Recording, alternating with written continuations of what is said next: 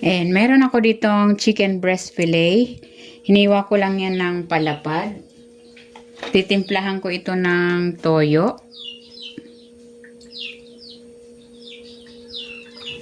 Kalamansi. Oyster sauce. At maglalagay ako ng paminta. Haluin ko ito. Kung hindi ka pa nakapag-subscribe sa aking channel, please subscribe at i-click mo na rin ang notification bell para lagi kang updated sa aking latest recipes. Ayan, okay na ito. Ibabad muna natin ito for at least 20 minutes. Ayan, nagpainit na ako ng kawali. Maglalagay ako ng cooking oil. Ayan, i-sear ko muna itong chicken. Tinanggal ko muna ito sa pagkakababad.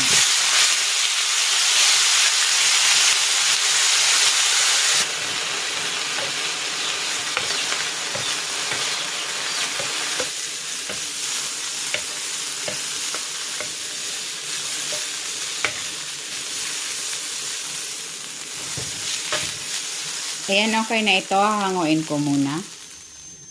Ayan, igigisa ko na dito yung sibuyas.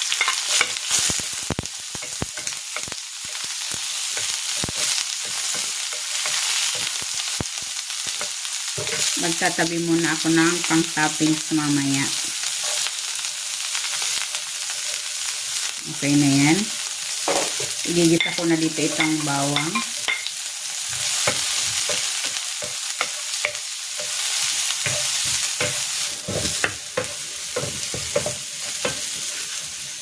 Ibabalik ko na dito yung chicken.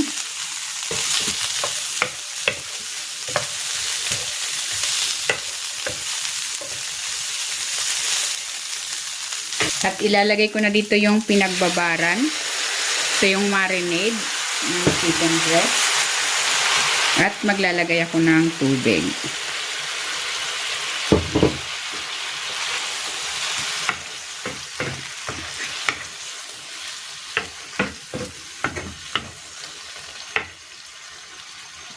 Tatakpan ko muna ito.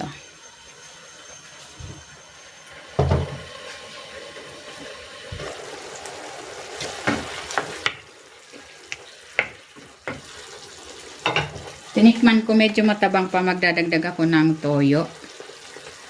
Pwede kayong maglagay ng mga pampalasa of your choice. At ako maglalagay ako ng Knorr seasoning. Kayo nang bahala kung anong gusto nyo mga pampalasa.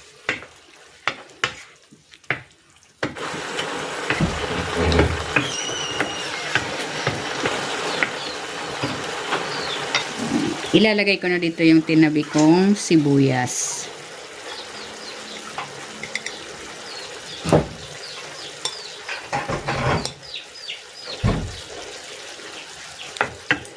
Ayan, luto na itong bistek na manok. Hahanguin ko na ito.